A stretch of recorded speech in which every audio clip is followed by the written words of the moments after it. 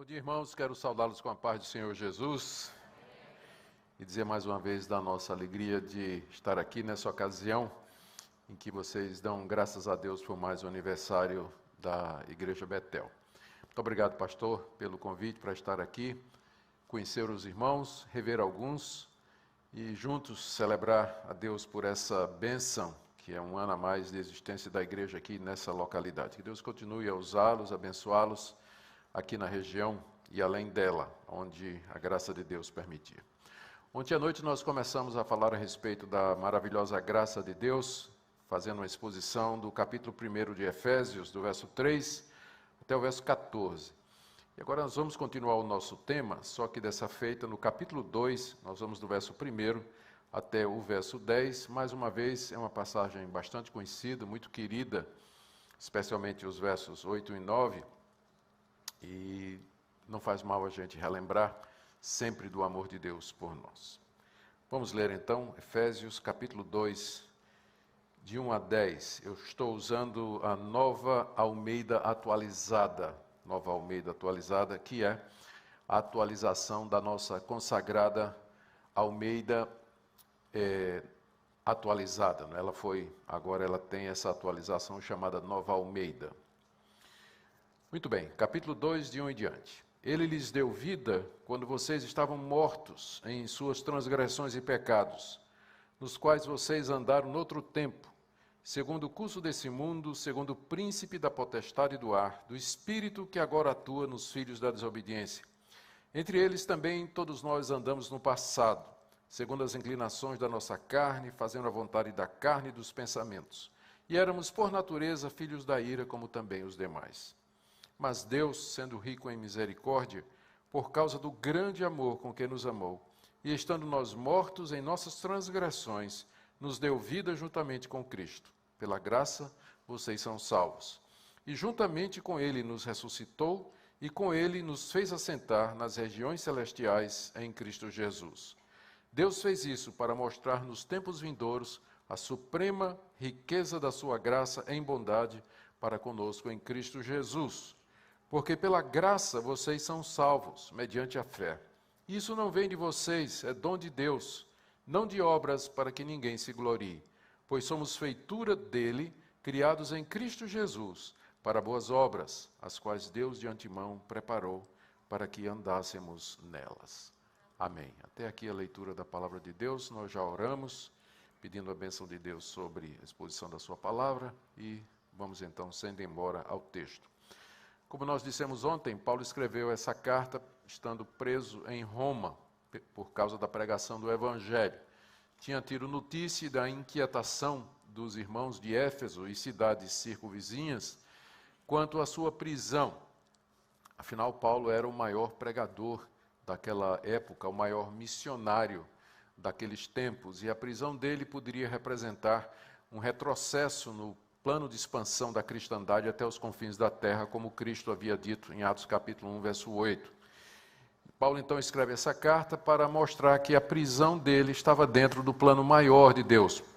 Paulo meio que dá aqui na carta aos Efésios o quadro maior, a visão, the big picture, do plano de Deus, e como a prisão dele se encaixava dentro dos projetos que Deus tinha para a conquista das nações, para o Evangelho.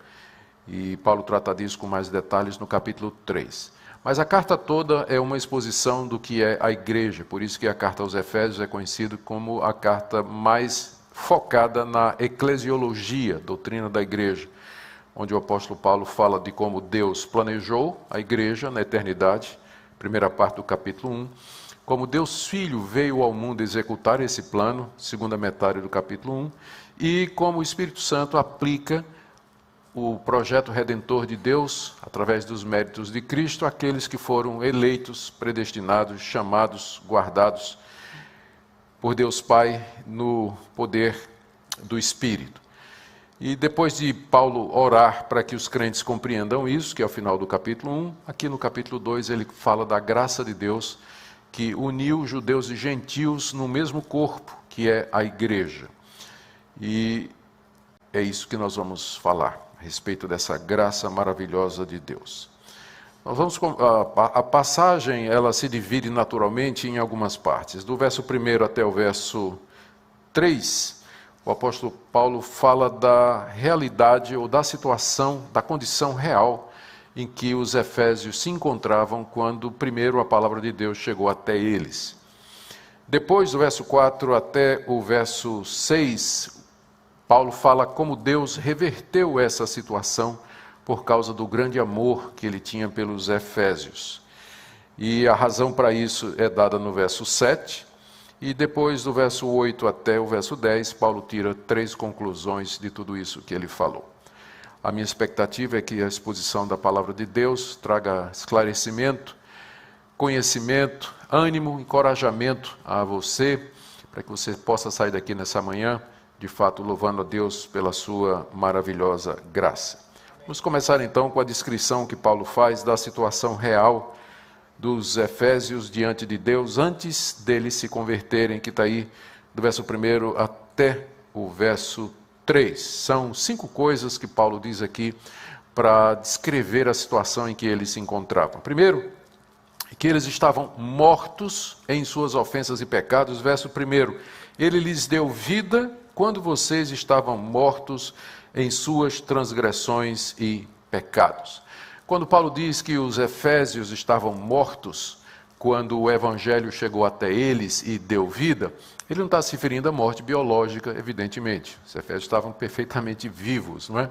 Mas é a morte espiritual. Ou seja, com relação a Deus, ou para com Deus, ou para com as coisas de Deus, eles eram como que pessoas mortas. Eu sou pastor há 40 anos e faz parte do ofício pastoral celebrar cerimônias fúnebres, enterro. Então já estive em muito velório, já participei do sepultamento de muita gente querida, conhecida, e eu nunca realmente, é sempre muito estranho a presença da morte, não é? A gente está diante daquele caixão, tem uma pessoa que você conheceu em vida, e ali está aquela pessoa deitada no caixão e ela não se move. E uma coisa que me incomoda muito é aquele chumacinho no nariz, né? Fico com vontade de arrancar para deixar a pessoa respirar, não é? Mas a pessoa não respira.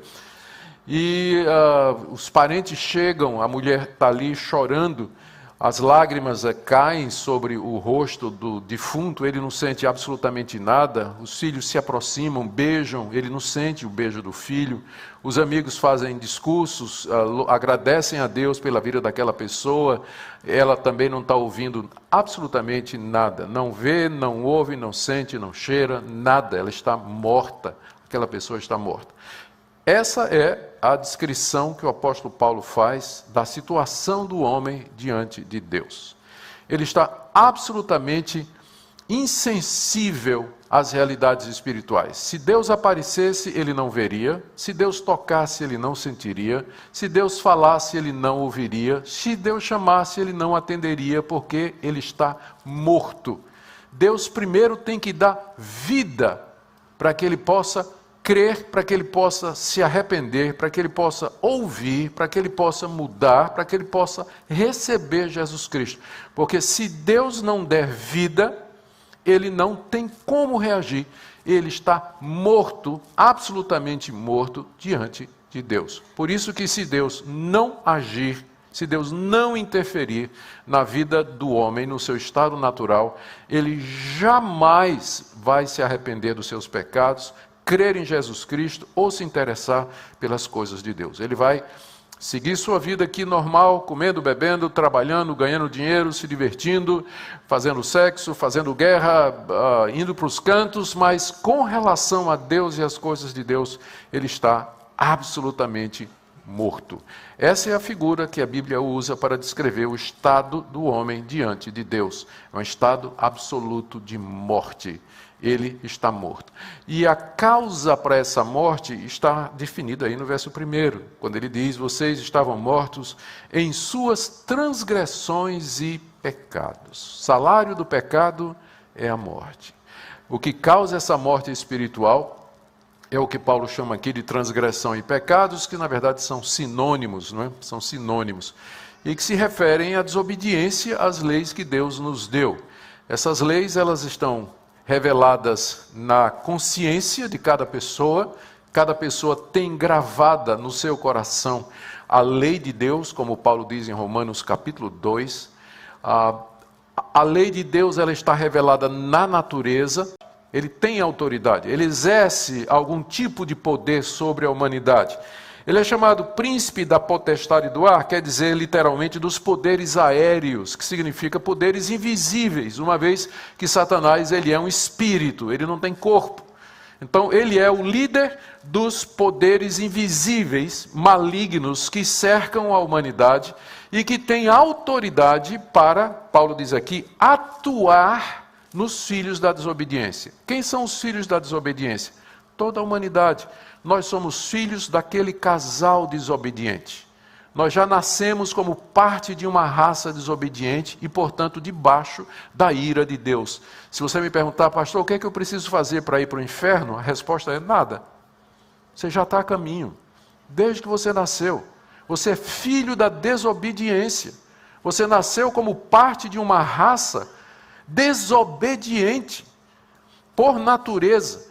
Pecado original, já nascemos inclinados a todo mal. Primeira coisa que meus filhos aprenderam a dizer foi, não. A segunda foi, é meu. Né?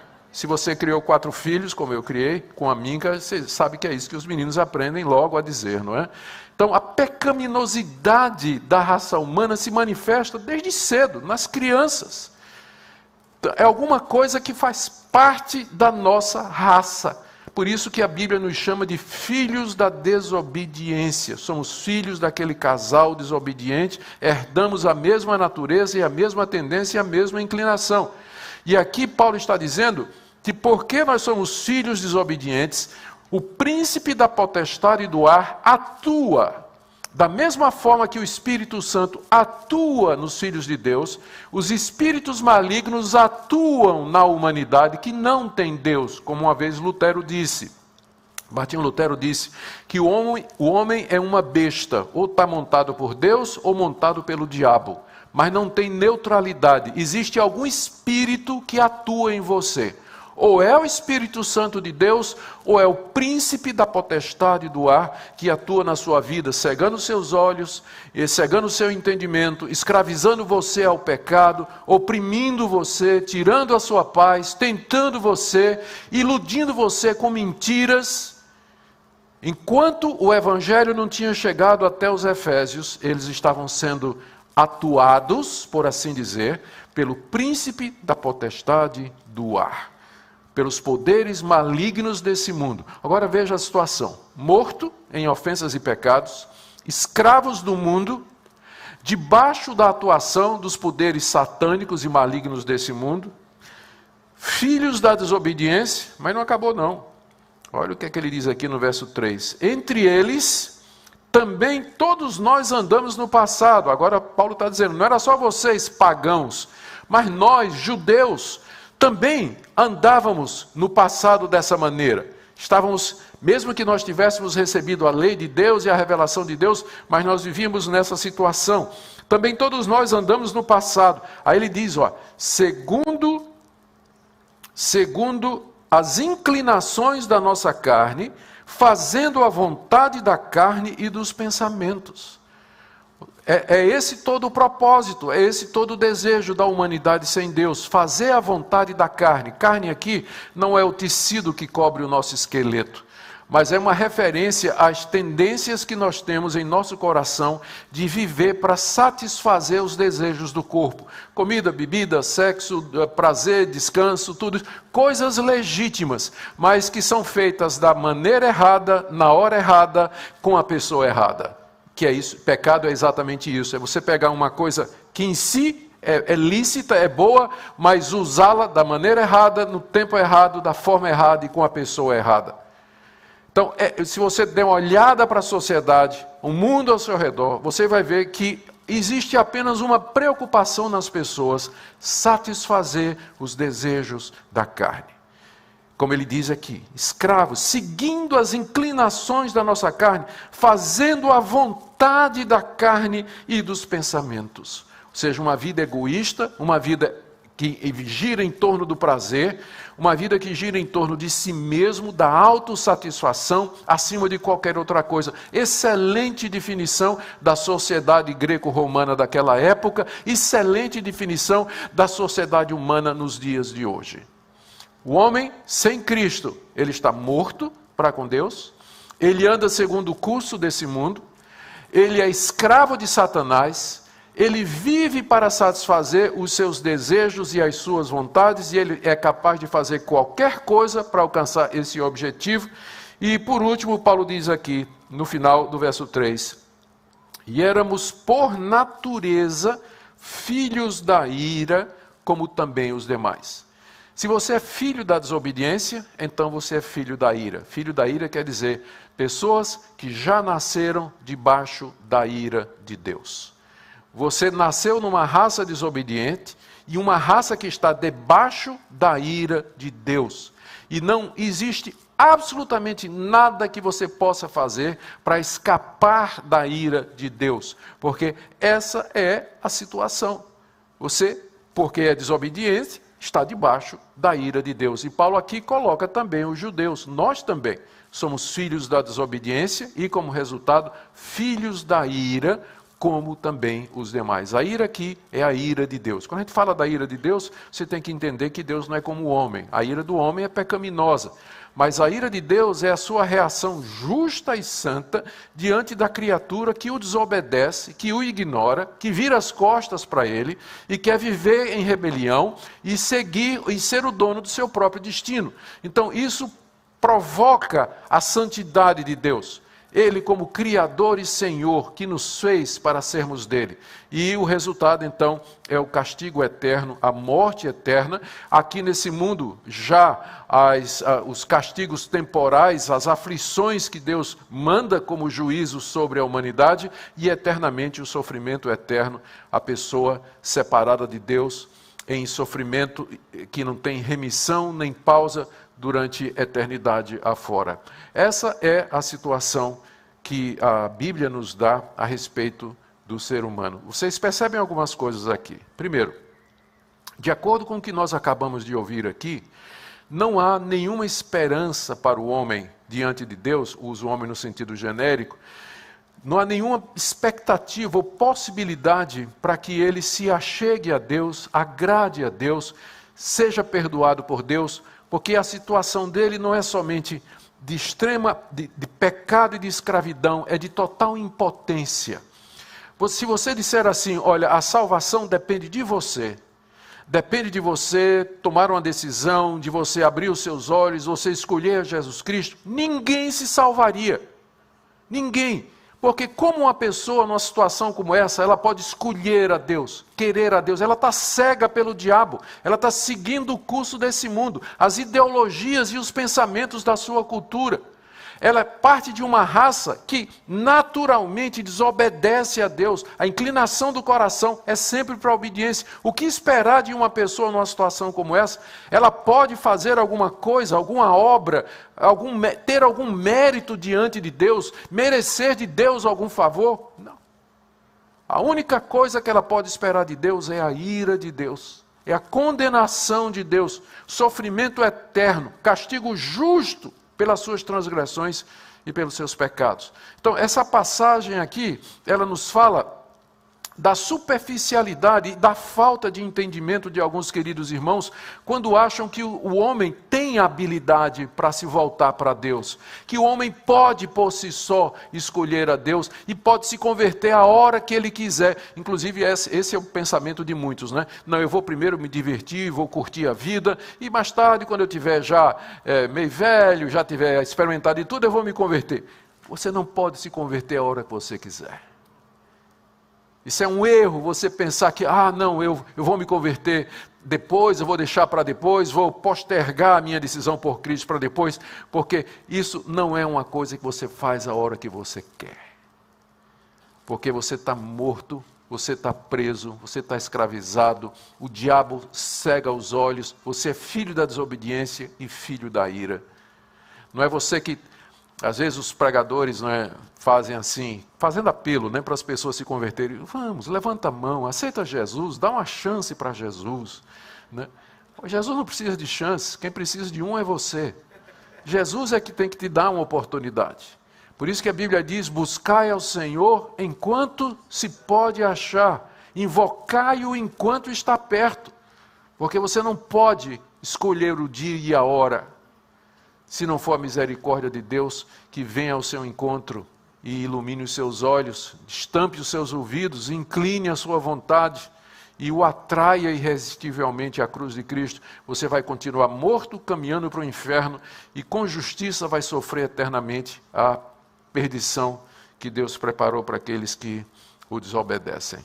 Esse é o quadro. Mais uma implicação aqui importante. Aqui você percebe a diferença entre o cristianismo bíblico e as outras religiões. O que é que a gente sempre, as pessoas falam, tem muitas religiões no mundo. Muitas religiões no mundo. Como é que eu vou saber que é certa? Na verdade, só existem 2 religiões no mundo. Se você pegar todas as outras religiões que não o cristianismo, e pega, por exemplo, o item salvação. Como é que elas veem a salvação do ser humano? Todas elas vão dizer a mesma coisa, que a salvação do ser humano depende do ser humano, e é de baixo para cima.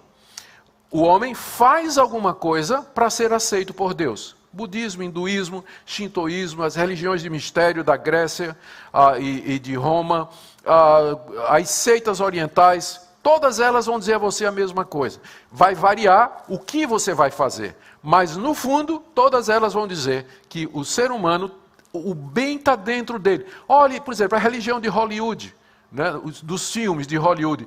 Olhe dentro de você, tire força dentro de você. É clássico aquela cena no final do filme, tudo parece perdido, o herói está ali sendo esmagado pelo inimigo e ele começa a lembrar, ter lembranças de coisas bonitas, de coisas boas, começa a olhar para dentro dele e de repente vem uma força sobrenatural e ele se levanta e derrota o inimigo, porque a resposta está dentro de você. Se você olhar dentro de você, você vai ver isso aqui que a Bíblia está dizendo. A salvação não está intra nós, mas ela é, como disse Lutero, extra nós, está fora de nós. O homem não se salva, não existe nada dentro dele que possa tirá-lo dessa situação e fazer com que ele mereça a Deus. Todas as outras religiões são assim. Elas vão dizer para a pessoa, você tem um bem dentro de você, você é uma pessoa boa. Então, aproveita, olha para dentro de você, segue o seu coração. Já viram isso, né? Segue o seu coração. Gente, se eu fosse seguir o meu coração, eu estava perdido. Siga o seu coração, veja a sua consciência. Essa é a religião do homem.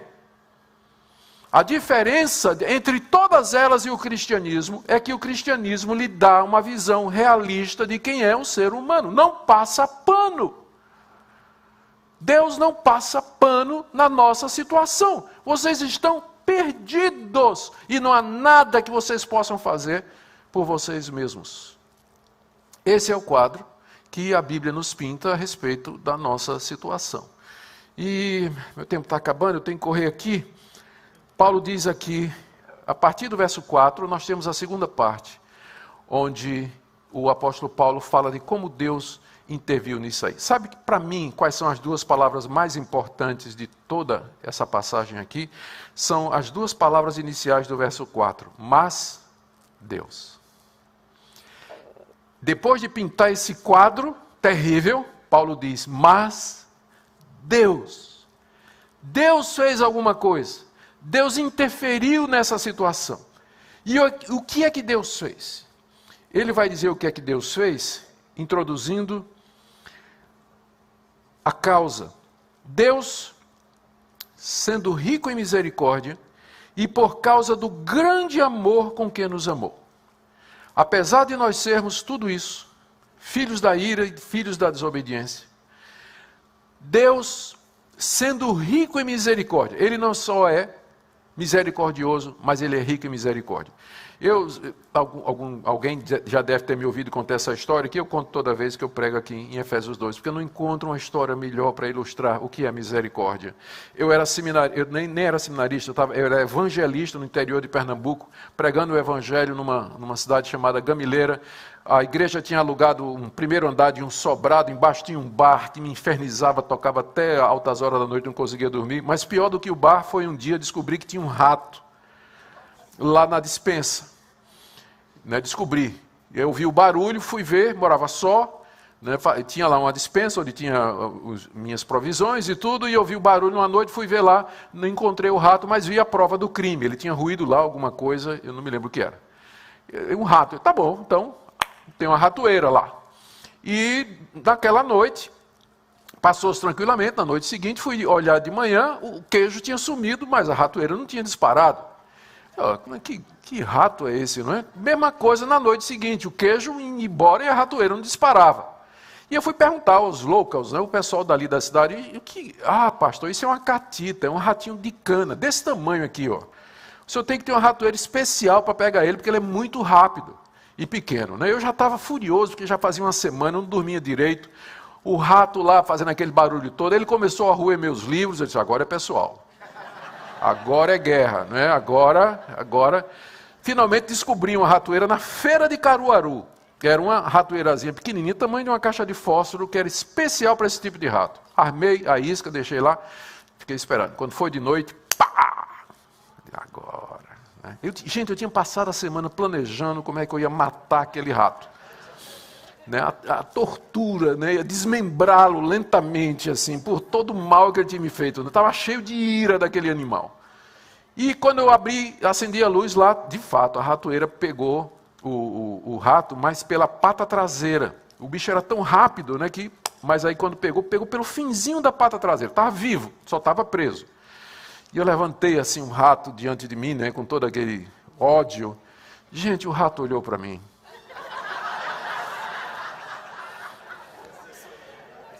O rato olhou para mim com olhos, né?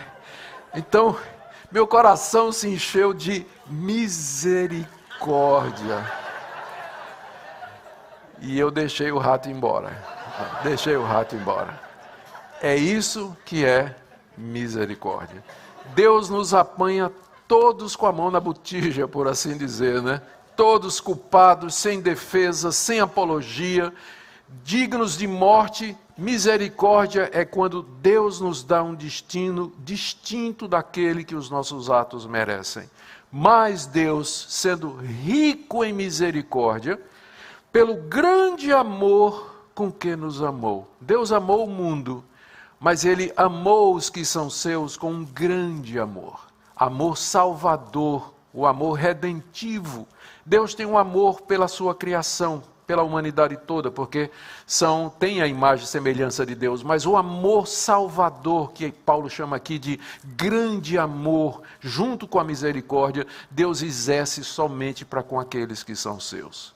Por causa do grande amor com que Ele nos amou, e estando nós mortos, ele continua aqui, não é? Estando nós mortos em nossas transgressões, Paulo diz isso para jogar em relevo, mostrar, destacar a misericórdia de Deus, foi quando a gente estava morto nas nossas transgressões, Deus nos amou para dizer que não foi por nada que Ele viu em nós, ao contrário, né? Veja os 3 primeiros versículos, não havia nada em nós que atraísse o seu amor, a não ser sua ira, mas Ele é rico em misericórdia, teve um grande amor por esse povo que Ele amou, escolheu, elegeu antes da fundação do mundo, como nós vimos antes. O que Ele fez? Ele nos deu vida juntamente com Cristo. Está aí? Viu aí? Final do verso 5. Deu vida juntamente com Cristo. É essa a sequência correta. Deus primeiro vem, Ele dá vida, Ele regenera o pecador.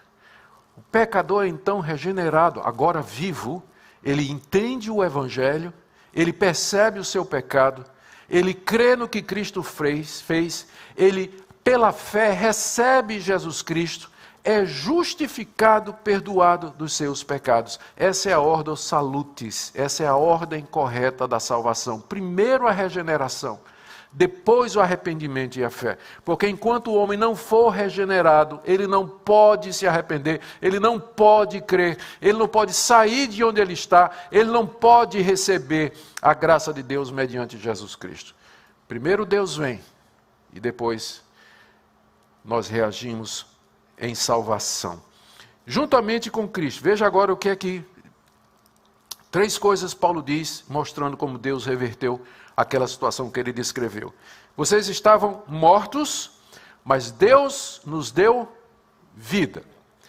Vocês eram escravos do mundo e de Satanás, mas Deus, verso 6, juntamente com Cristo, nos ressuscitou com Ele, quebrando os grilhões da morte e os grilhões da escravidão a Satanás.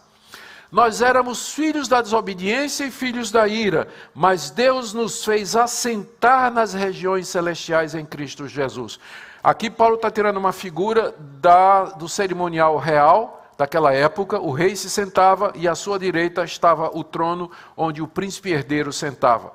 Cristo ressuscitou dos mortos, sentou-se à direita de Deus, porque Ele é o herdeiro de Deus de todas as coisas. Paulo está dizendo que quando Cristo ressuscitou e se assentou à direita de Deus, aqueles que são de Cristo se assentaram com Cristo à direita de Deus. Ou seja, o lugar do filho do rei. Então, de filhos da ira e de filhos da desobediência, agora filhos de Deus assentados à direita dele nas regiões celestiais. Veja como Deus reverteu completamente aquela situação de miséria em que nós nos encontrávamos e que está mencionada aqui.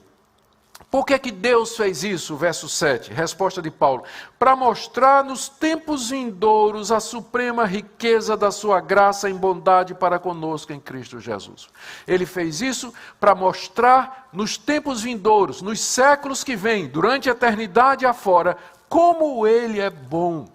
Como a sua misericórdia é grande, como a sua graça é insondável. Essa é a razão pela qual Deus fez todas as coisas, e é a mesma resposta daquela que nós vimos ontem. As pessoas perguntam, por que Deus criou o mundo? Por que Deus deixou o pecado entrar no mundo? Por que existe mal no mundo? Deus não sabia que Adão ia errar? A resposta é, fez isso para o louvor da sua glória. E aqui Paulo continua dizendo a mesma coisa. Deus fez tudo isso para que no final, quando todo esse plano tiver terminado e a consumação chegar, as pessoas se dirijam a Deus e digam assim, que plano maravilhoso, que Deus maravilhoso, que Deus gracioso, eternidade é pouco para que nós louvemos a Deus pela sua maravilhosa graça. Ele fez isso para mostrar o quanto Ele é bom. Deus é o único ser que pode buscar a sua própria glória e isso não se tornar em pecado. Se eu buscar a minha glória, isso é pecaminoso, porque tem sempre alguém igual ou melhor do que eu.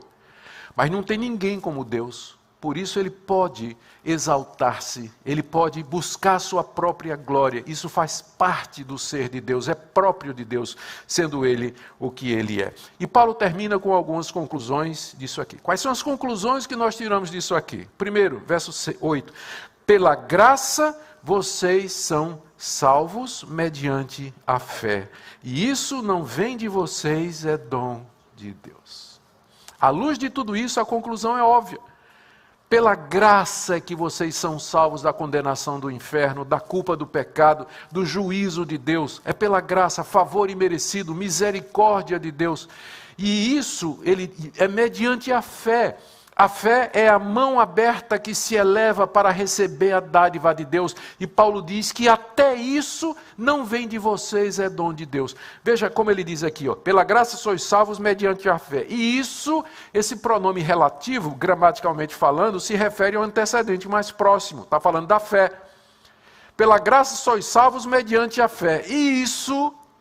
essa fé, mesmo que você queira incluir a salvação, fé não está excluída. Até a fé para você receber a salvação é um dom de Deus. Não vem de você. Você não pode ter fé por você mesmo. Fé não é pensamento positivo. Você querer muito que uma coisa aconteça. Isso o mundo acha que é fé, né? Eu tenho muita fé em Deus, tenho muita fé em Maria, tenho muita fé que isso vai acontecer. Isso aí é pensamento positivo, é um desejo intenso que as pessoas têm. A fé salvadora é o entendimento de quem é Cristo, a apreensão do que Ele fez e tomar isso para si, crer nisso como sendo algo que Deus deu para você e descansar, apostar a sua alma e seu destino eterno naquilo que Cristo fez na cruz do Calvário.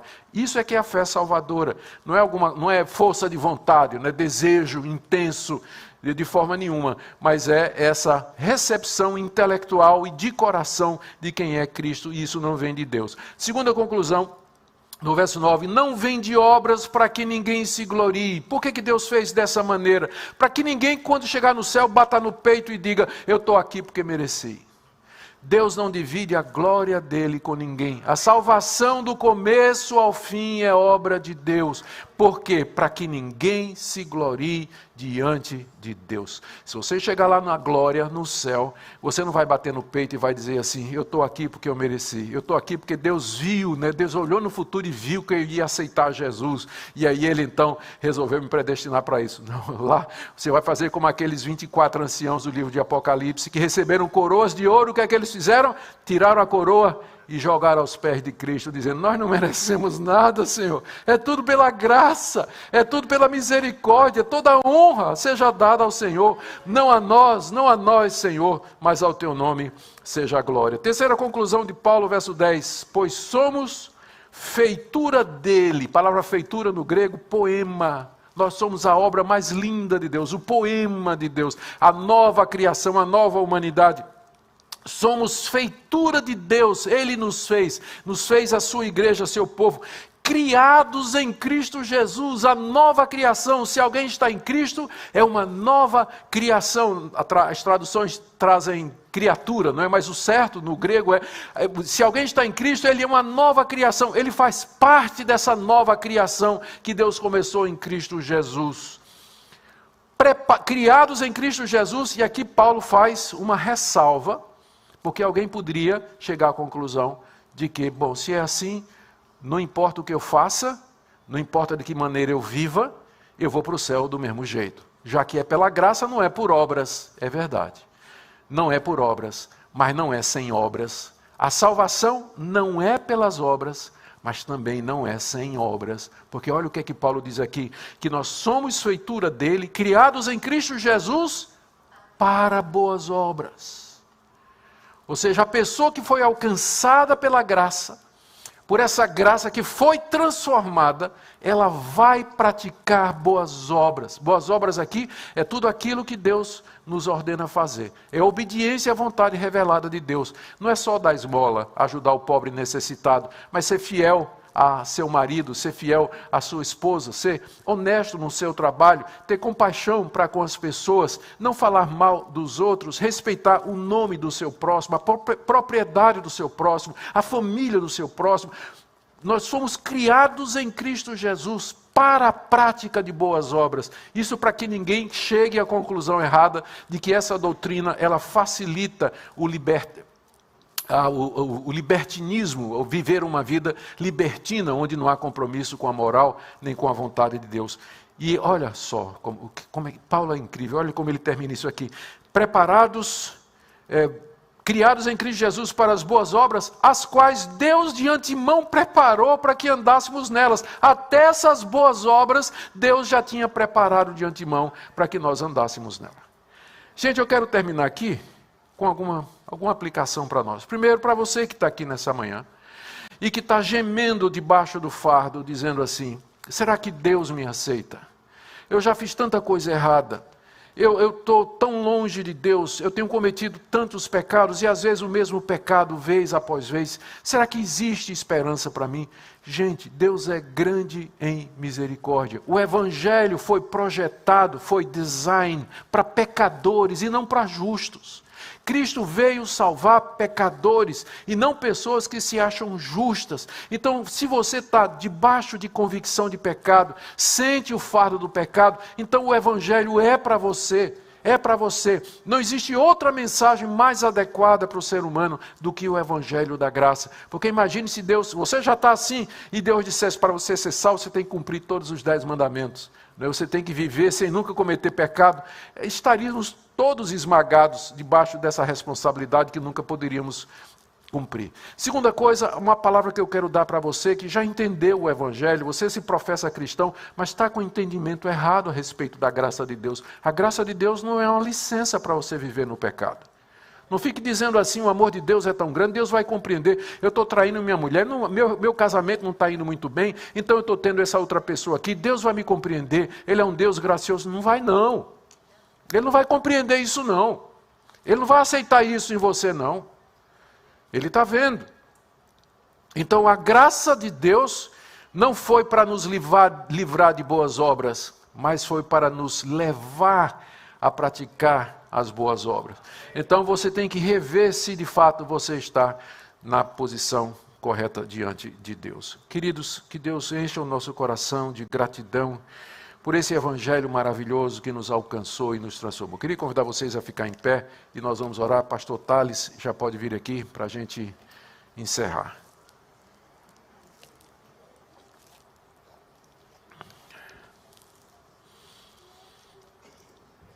Senhor Deus, te damos graças pela tua misericórdia.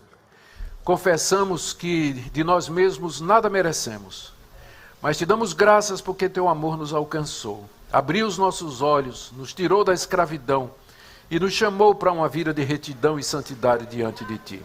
Senhor Deus, se há alguém aqui nessa manhã que ainda não compreendeu a maravilhosa graça, a soberania do Senhor, o teu grande poder para transformar, pedimos que os olhos sejam abertos. Que teu Espírito Santo trabalhe poderosamente em cada coração. Em nome de Jesus.